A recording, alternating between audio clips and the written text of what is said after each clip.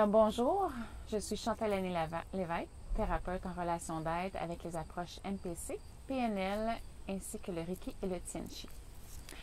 Aujourd'hui, je viens vers toi afin de te dire qu'est-ce qui m'a amené à apprendre toutes ces méthodes, qu'est-ce qui m'a amené aussi à consulter. Puis c'est juste un petit peu au cours de mon parcours ce que j'ai appris que j'étais dépendante affective. Puis c'est de cette dépendance-là que je veux parler.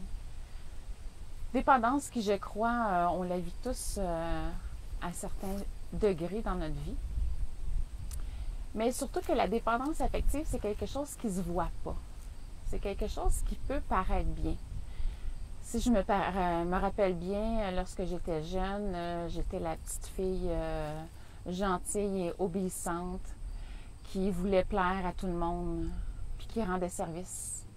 Puis le fait de rendre service comme ça, c'était une façon d'aller chercher de l'amour qui était à l'extérieur de moi. Donc, la dépendance affective, c'est quelque chose qui a besoin d'être nourri quotidiennement dans chacun des gestes que je faisais. Donc, d'aller plaire à papa et à maman pour me sentir en vie. Fait que c'est comme si le soi devient à l'extérieur. Il est à l'extérieur de nous, puis on ne vit plus à l'intérieur de nous. Fait que c'est comme un grand vide, un puits sans fond qui doit être rempli à tous les jours. Puis certainement qu'à tous les jours, ça ne se passe pas tout le temps. Fait que c'est sûr que ça amène à vivre des hauts et des bas. Puis cette réserve-là est inépuisable. C'est comme un puits sans fond qui a besoin d'être nourri de l'extérieur par les autres pour se nourrir à l'intérieur. Puis ce qui arrive à vivre cet état-là dans le temps, c'est qu'à un moment donné, ça devient extrêmement, c'est fatigant, c'est extrêmement épuisant et insatisfaisant aussi. On ne réussit plus à vivre pour soi, puis à se réaliser en tant qu'être. Puis ce que ça fait, c'est que on devient perdu dans tout ça. Puis on ne sait pas pourquoi on existe. Fait que reprendre cette maîtrise-là de notre propre vie, ça demande un processus de changement. Puis le changement, bien, il faut qu'il vienne de nous. Il ne viendra pas de l'extérieur parce que c'est personne de l'extérieur qui peut venir remplir ce vide-là. Puis pour reprendre cette maîtrise-là, bien, il faut premièrement prendre conscience. C'est déjà une étape très, très importante d'en prendre conscience. Puis par la suite, c'est d'apprendre à s'estimer et avoir confiance en soi. Puis pour s'estimer puis avoir confiance en soi, il faut apprendre à faire les choses pour soi.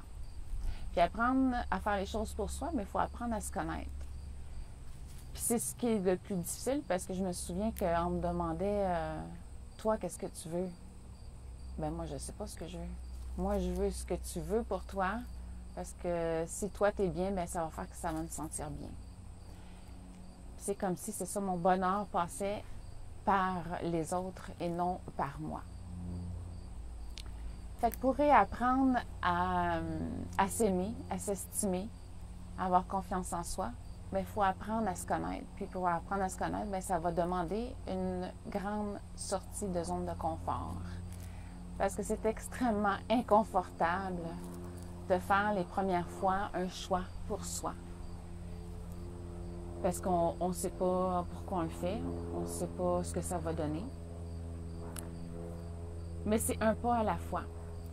Puis un pas à la fois, ça fait qu'à chaque action qui est faite, ça amène, ça installe, c'est comme une graine qui est plantée à l'intérieur de nous. C'est comme ça plante une graine. Puis à chaque fois qu'il y a une décision qui est prise pour soi, bien c'est comme si là, c'est de l'eau qui se verse sur cette graine-là. Puis dans le temps, au fur et à mesure que cette graine-là est nourrie, bien, elle prend de l'ampleur, elle devient une fleur. Puis dans le temps, bien, elle va devenir un arbre. C'est là qu'en devenant un arbre, c'est là que ça devient solide. Donc, ça demande de la patience, beaucoup d'amour de soi, d'apprendre à se connaître, puis de se laisser du temps dans tout ce processus-là. Mais c'est quelque chose que je peux dire aujourd'hui qui est totalement réalisable, qui m'a demandé un certain temps, mais que la victoire intérieure est tellement satisfaisante que tu ne peux pas passer à côté de ça.